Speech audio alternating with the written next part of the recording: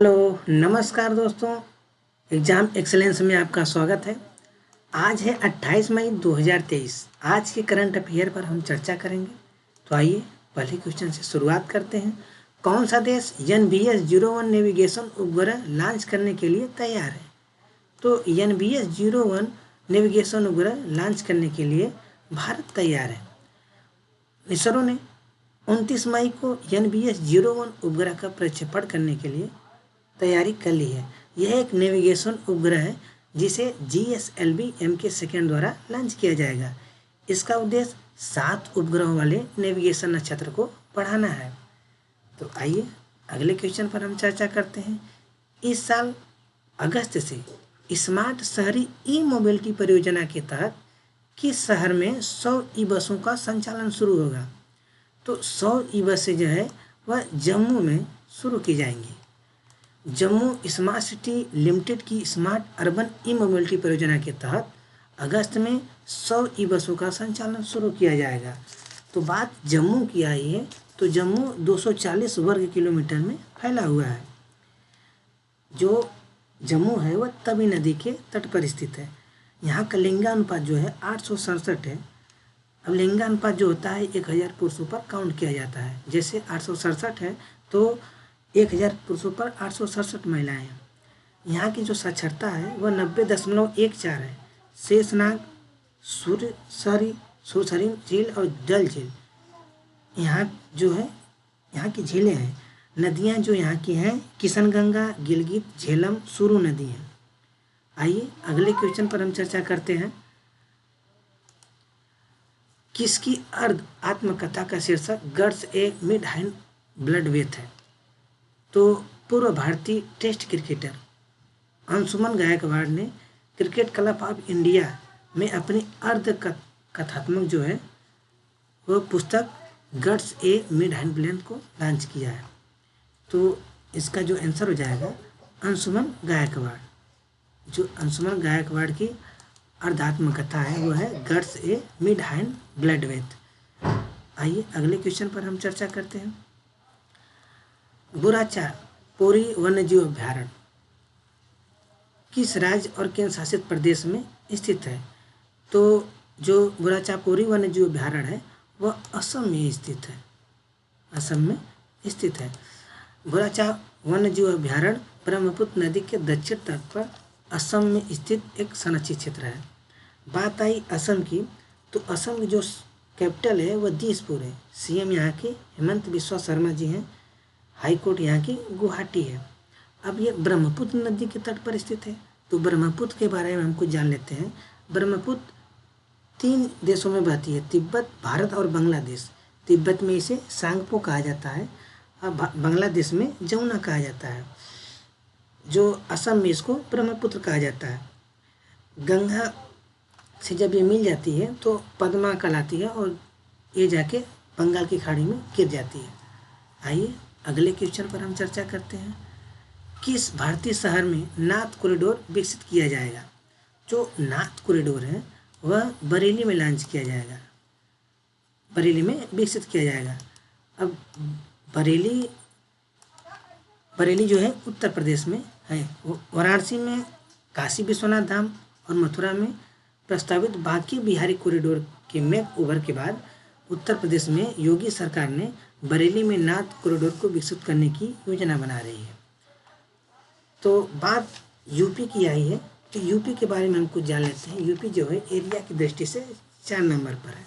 यहाँ की कैपिटल लखनऊ है। सबसे बड़ा शहर जो यहाँ का है नोएडा है। यहाँ की 75 जिले हैं। आनंदीबेन पटेल यहाँ की गवर्नर है। CM योगी आदित्यनाथ जी हैं। विधान परिषद में 100 सीटें, विधानसभा में 403 सीटें, राज्यसभा में 31 सीटें, लोकसभा में 80 सीटें हैं। तो आइए अगले क्वेश्चन पर हम चर्चा करते हैं।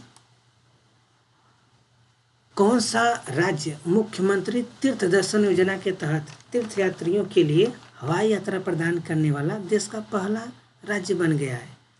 तो तीर्थयात्रियों के लिए बुजुर्गों को मुफ्त यात्रा यानी हवाई यात्रा की सुविधा प्रदान करने वाला मध्य प्रदेश देश का पहला राज्य बन गया है।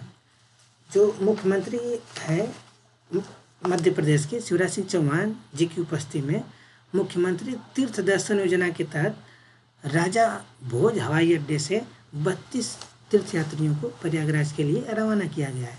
तो जो इसका आंसर हो जाएगा वह एमपी हो जाएगा। बात एमपी की आई है तो एमपी का जो कैपिटल है वो भोपाल है। यहाँ के गवर्नर गंगू भाई पटेल हैं और सीएम जो है शिवराज सिंह चौहान जी हैं। जनसंख्या की दृष्टि से 5वां स्थान है, एरिया की दृष्टि से सेकेंड स्थान है। जो उपनाम है इसका भारत का दिल है। इसकी स्थापना 1 नवंबर 1956 को हुई थी। विधानसभा में 230 सीटें, राज्यसभा में 11 सीटें, लोकसभा में 29 सीटें हैं। यहाँ का जो राष्ट्रीय उद्यान है कान्हा, पांधवगढ़, सतपुड़ा, संजय और वन विहार राष्ट्रीय उद्यान है। पेंच और पन्ना राष्ट्रीय उद्यान भी है।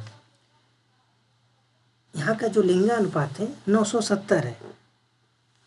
मध्य प्रदेश सीमा जो बनाता है गुजरात से, राजस्थान, यूपी, छत्तीसगढ़ और महाराष्ट्र से बनाता है। तो आइए अगले क्वेश्चन पर हम चर्चा करते हैं। $1 billion death Ted international arm networks शीर्षक वाली रिपोर्ट के अनुसार भारत ने म्यांमार में सैन्य जुट्टा को कितने करोड़ रुपए हथियार और दोहरे उपयोग वाली वस्तुओं और कच्चे माल की आपूर्ति की है। तो 422 करोड़ रुपए प्रदान किया गया है। भारत की निजी स्वामित्व वाली कंपनियां हैं जो म्यांमार के सैन्य जुट्टा को 422 करोड़ की मूल्य हथियार और दोहरे उपयोग वाली वस्तुएं कच्चे माल की आपूर्ति करेंगी। आइए अगले क्वेश्चन पर हम चर्चा करते हैं। कौन सा राज्य सुशासन नियमन को मंजूरी देने वाला देश का पहला राज्य बन गया है?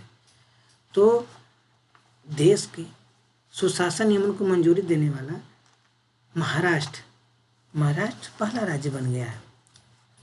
मुख्यमंत्री एकनाथ शिंदे ने देश के पहले सुशासन विनियमों को मंजूरी दी जिसका उद्देश्य राज्य प्रशासन को अधिक जवाबदेह, सुलभ, गतिशील और पारदर्शी बनाना है। तो जो इसका आंसर हो जाएगा वह महाराष्ट्र हो जाएगा। अब बात महाराष्ट्र की आई है तो महाराष्ट्र के बारे में कुछ जान लेते हैं। महाराष्ट्र की स्थापना 1 नवंबर 1956 को हुई थी। इसकी कैपिटल जो है मुंबई है और दूसरी कैपिटल नागपुर में है जो शीतकालीन है।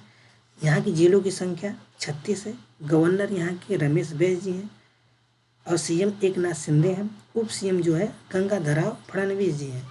विधान परिषद में 78 सीटें, विधानसभा में 288 सीटें हैं और राज्यसभा में 19, लोकसभा में 48 सीटें हैं। आइए अगले क्वेश्चन पर हम चर्चा करते हैं। किस राज्य ने 570 मीटर लंबाई में फैले भारत के सबसे बड़े स्काई वॉक पुलों में से एक का उद्घाटन किया है? तो तमिलनाडु के मुख्यमंत्री एम.के. स्टालिन ने आधिकारिक तौर पर भारत के सबसे बड़े स्काई वॉक पुलों में से एक का उद्घाटन किया है जिसकी लंबाई 570 मीटर है। तो जो पुल का उद्घाटन किया गया है वह तमिलनाडु में स्थित है, तमिलनाडु में। अब तमिलनाडु की जो बात आई है तो तमिलनाडु जो है दक्षिण भारत का एक राज्य है ये जिसका एरिया की दृष्टि से 10वां स्थान है, जनसंख्या की दृष्टि से 6वां स्थान। यहाँ की जो राजभाषा है वह तमिल बोली जाती है। यहाँ का कैपिटल चेन्नई है। स्थापना जो है 1 नवंबर 1956 को हुई थी। जिला 38 है। गवर्नर है आर.एन. रवि जी हैं। CM MK. स्टालिन जी हैं। विधानसभा में 234 सीटें, राज्यसभा में 18 सीटें, लोकसभा में 39 सीटें हैं। यहाँ का जो हाईकोर्ट है वह मद्रास हाईकोर्ट है। आइए अगले क्वेश्चन के बारे में जानकारी लेते हैं। किस भारतीय हवाई अड्डे को हाल ही में ब्रिटिश सुरक्षा परिषद द्वारा प्रथम श्रेणी के अंतर्राष्ट्रीय सुरक्षा पुरस्कार से सम्मानित किया गया है? तो आईटीडी सीमेंटेशन इंडिया लिमिटेड ने तिरुचिरापल्ली अंतर्राष्ट्रीय हवाई अड्डे को ब्रिटिश सुरक्षा परिषद द्वारा प्रथम श्रेणी में जो है अंतर्राष्ट्रीय सुरक्षा पुरस्कार से सम्मानित किया है। जो तिरुचिरापल्ली हवाई अड्डा है वह तमिलनाडु में स्थित है। तो तमिलनाडु में स्थित है। आइए अगले क्वेश्चन पर हम चर्चा करते हैं। कलवरी श्रेणी की पनडुब्बी की अंतिम और समग्र छठी पनडुब्बी कौन सी है? तो अंतिम और समग्र छठी पनडुब्बी जो है वह बागसीर है। बक्सीर है। आइए आज का क्वेश्चन इतना ही, कल के बारे में रिवीजन कर लेते हैं। कल का जो रिवीजन है, हाल ही में जल्लीकट्टू की अनुमति देने वाले किस राज्य ने कानून को भारत के सर्वोच्च न्यायालय द्वारा बरकरार रखा है? तो तमिलनाडु में जल्लीकट्टू खेला जाता है, जिसमें बैलों की दौड़ कराई जाती है। महिलाओं के लिए सुरक्षित कार्यस्थलों को बढ़ावा देने के लिए किस राज्य में साहस पहल शुरू किया गया है? तो तेलंगाना में महिलाओं की सुरक्षा के लिए, यौन उत्पीड़न से बचाने के लिए तेलंगाना सरकार ने साहस पहल को शुरू किया गया है। अंतर्राष्ट्रीय क्रेडिट कार्ड खर्च पर लगाए जाने वाले टीसीएस का प्रतिशत क्या है? जो टीसीएस का प्रतिशत है वह 20% है। भारतीय एथलीट अनु रानी किस खेल से जुड़ी हुई है? जो अनु रानी है वह भाला फेंक से जुड़ी हुई है। अनु रानी उत्तर प्रदेश की मेरठ की रहने वाली है। कौन सा शहर एक नया pharmaceutical research and innovation institute प्राप्त करने के लिए तैयार है? तो लखनऊ जो है यहाँ स्थापित किया जाएगा।